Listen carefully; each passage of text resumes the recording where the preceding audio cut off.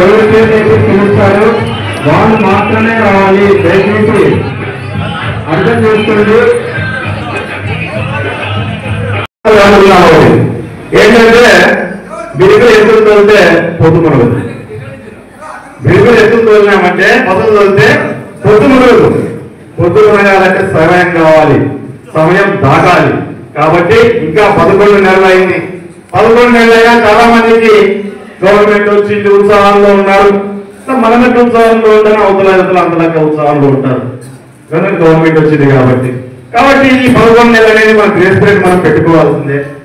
ఓ ప్రభుత్వం అనేది కానీ లేకుంటే సామాన్యంగా చెప్పాలంటే ఒక పెళ్లి అయితే టైం పడుతుంది. మొగుడు పెళ్ళ అడ్జస్ట్ అయ్యి ఒక ఆభరణం ముందు కనిపించాలంటే అట్లాంటిది మనం అంతా కలిసి కూడా వెళ్తున్నప్పుడు అనేకమైన సమస్యలు ఉంటాయి.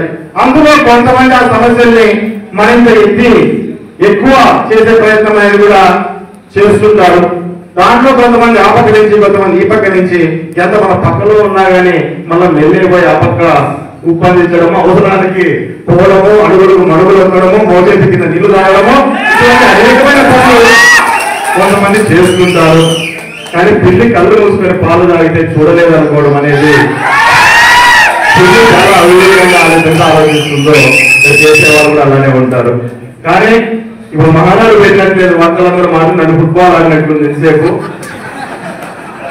నన్ను ఫుట్బాల్ ఆడినట్లుంది. ఖచ్చితంగా ఇందాక పని చెప్తూ ఆ ప్రాంతం ఎట్లాంటిదంటే ధర్మవరం ప్రాంతం ఎంతో ఓపిక ఉన్నది.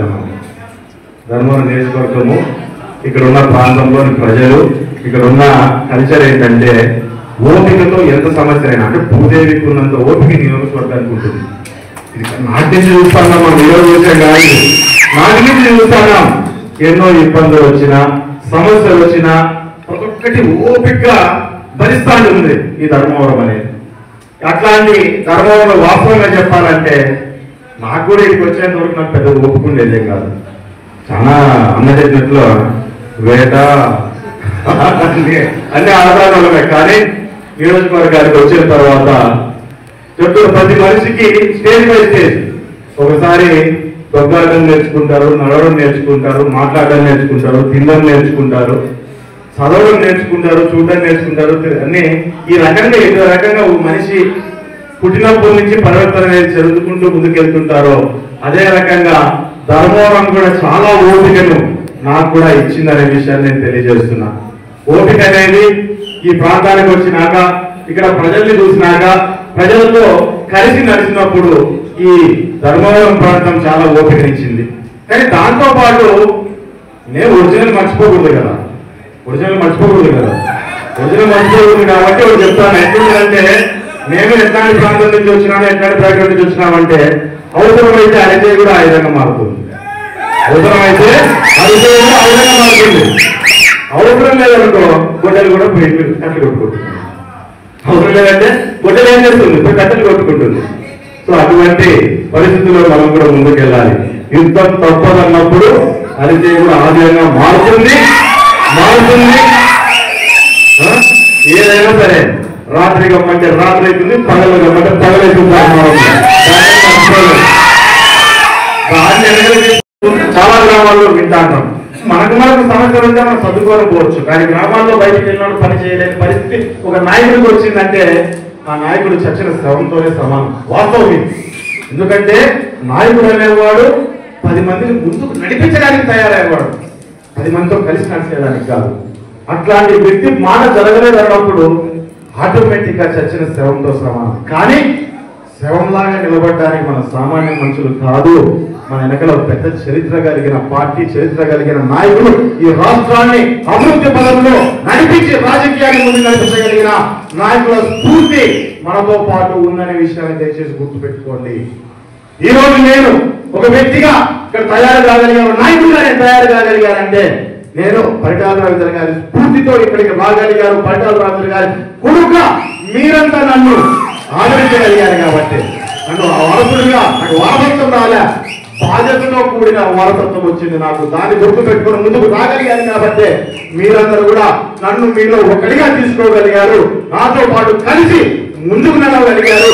ఏ సమస్య వచ్చినా, ఎంత పెద్ద కష్టం వచ్చినా నిలదొక్కుని దేనైనా సరే ఢీకొట్టడానికి సిద్ధమవగలిగారు. కానీ ఒక విషయాన్ని చెప్తున్నా, ఏం కాలం మారలే.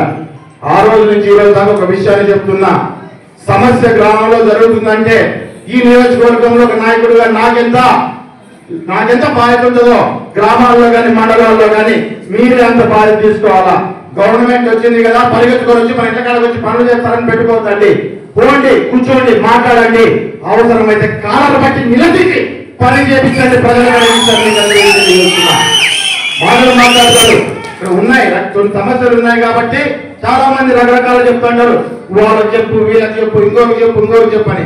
నాయకుడు ఒక విషయాన్ని చెప్తున్నా, ఇక్కడ ఉన్న వాళ్ళందరూ కూడా యాక్టివ్ గా గ్రామాల్లో నియోజకవర్గంలో ప్రతి చోట ముందుకు నిలబడి మీరంతా కానీ ప్రజల కోసం తెగబడి పనిచేసిన వాళ్ళే, గతంలో ప్రజల కోసం పోరాటం చేసిన వాళ్ళే రేపొద్దున ప్రశ్నిస్తారు మనల్ని. రేపొద్దున గ్రామాలు లేకపోతే ప్రశ్నిస్తారు, ప్రజలకు సమాధానం చెప్పాల్సిన అవసరం ఉంటుంది. కాబట్టి అక్కడ దాకా మనం తెచ్చుకోకూడదు, ఖచ్చితంగా ముందుకు పడాలి, పని చేపించాలన్నప్పుడు కూటమనో ఇంకో రకంగానో చాలా మంది మనకి సమాధానాలు లేకుంటే మన పరిస్థితుల్ని, మన పనులను వాయిదా చేసే పరిస్థితికి వచ్చినప్పుడు కాలరు పట్టుకొని నిలదీసి పని చేపించుకునే ధైర్యం మీరందరూ తీసుకోవాల్సిందిగా మిమ్మల్ని అందరినీ కోరుతున్నా. ఒక విషయం గుర్తుపెట్టుకోండి, మీరు తప్పు చేసినా ఒప్పు చేసినా మీకోసం పరిగెత్తుకొని రావాల్సిన వాడిని నేను వస్తా కూడా.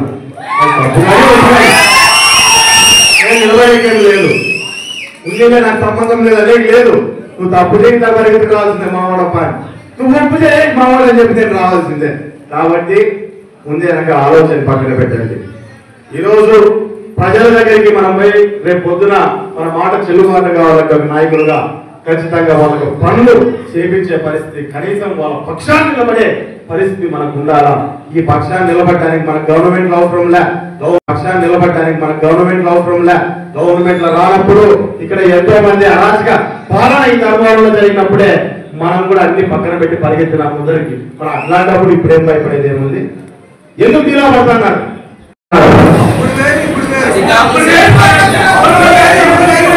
ప్రజలు నాయకులుగా యాక్సెప్ట్ చేసినారంటే గవర్నమెంట్ వస్తుందని కాదు. వీళ్ళు చెప్పేది ఏదో ఒక విషయాన్ని చెప్తా. మీరందరూ నేను చెప్పినా మీరు నన్ను నమ్మినారు, ప్రజలు మిమ్మల్ని నమ్మినారు. మీరు నన్ను నమ్మినారు, నేను పైన నమ్ముతాను. మిమ్మల్ని ప్రజలు నమ్మినారు కాబట్టి మీరు చెప్తే మీరు ఓట్లు వేసినారు, మీరు చెప్తే 10 మంది ఓట్లు వేసినారు. కాబట్టి ఒక విషయాన్ని బాగా గుర్తుపెట్టుకోండి. నువ్వు నాయకుడను, రేపు పొద్దున గవర్నమెంట్ వస్తున్నానో ఇంకో దాని మీద మనకు నాయకత్వాన్ని ప్రజలు కట్టరు, మన మీద నమ్మకంతో కడతారు. మన మీద నమ్మకం అంటే ఏదో లోనిపిస్తాము ఇంకో చేస్తామని కదా, సమస్యలో వాళ్ళ పక్కన నిలబడతారు. శ్రీరామ్ అనే 1,00,000 మంది పక్కన నిలబడలేడు, కానీ మీ రూపంలో శ్రీరామ్ 1,00,000 మంది పక్కన నిలబడగలుగుతారు. ఆ విషయాన్ని గుర్తుపెట్టుకోండి. మీ రూపంలో పార్టీ ఒక విషయాన్ని గుర్తుపెట్టుకోండి. బాగా అయినా పార్టీ నా దాంట్లో కాబట్టి నేను నా రూపంలో మీ ద్వారా ప్రజల పక్కన నిలబడగలుగుతాం. కాబట్టి మొట్టమొదట దాన్ని మీరు ఉద్దేశించి దాన్ని గట్టిగా పట్టుకొని మనం ముందుకెళ్లాల్సిన అవసరం ఉంది. ఇందాక చాలా మంది భక్తులు చెప్తాను, మనకు చిన్న సమస్యలు వస్తాయంటే అవతల లేసి అప్పుడే కూర్చున్నారప్ప ఏం పరిస్థితి. నేను పొద్దున్న పేపర్ స్టేట్మెంట్ చూస్తున్నాను, ఏంటంటే ఉపాధి పనుల్లో చాలా అవకతవకలు జరుగుతున్నాయని చెప్పని పొద్దున నిన్నటి పేపర్ ఈరోజు పేపర్లో వచ్చింది అనమాట. ఉపాధి పనుల్లో గతంలో కూడా చాలా మంది మీద కేసులు పెట్టినారు, తెలుగుదేశం కార్యకర్తల మీద చాలా మంది మీద కేసులు పెట్టినారు. ఇట్లాంటి జైలు కూడా పోయించినారు పాపం. కానీ ఇట్లాంటి మాటలు, అట్లాంటి ఆలోచనలు వాళ్ళందరూ మానుకుంటారు అనుకున్నా. నువ్వు మానుకోలేదంటే ఈరోజు నేను పెట్టాల్సి వస్తుంది కేసులు. మొన్న 5 ఏళ్ళలో ఉన్న పిల్లలకి ఎట్లా దగ్గర చేయలేకపోవచ్చు పరిస్థితి జరుగుతుంది. కాబట్టి నాయకులంతా వైఎస్ఆర్ నాయకుల విషయాన్ని గుర్తుపెట్టుకోవాలండి. వాళ్ళు కూడా విషయాన్ని గుర్తుపెట్టుకోవాలి. గతంలో మీరు ఏ రకంగా అయితే నియోజకవర్గంలో ప్రజల మీద పడి అరాచక పాలన చేసినారో దయచేసి ఆ పద్ధతి మానుకోండి, ఆలోచన మార్చుకుంటేనే రేపు ఈ 5 ఏళ్ళలో కూడా మేము కూడా ఎటువంటి వైఎస్ఆర్ కార్యకర్తల మీద ఎవరిని ఇబ్బంది పెట్టుకోకుండా ఒక ప్రశాంతమైన వాతావరణాన్ని ఈ నియోజకవర్గంలో సృష్టించాలనే ప్రయత్నం చేస్తున్నాం. మా వీడియో మీకు నచ్చినట్లయితే please like, share and subscribe.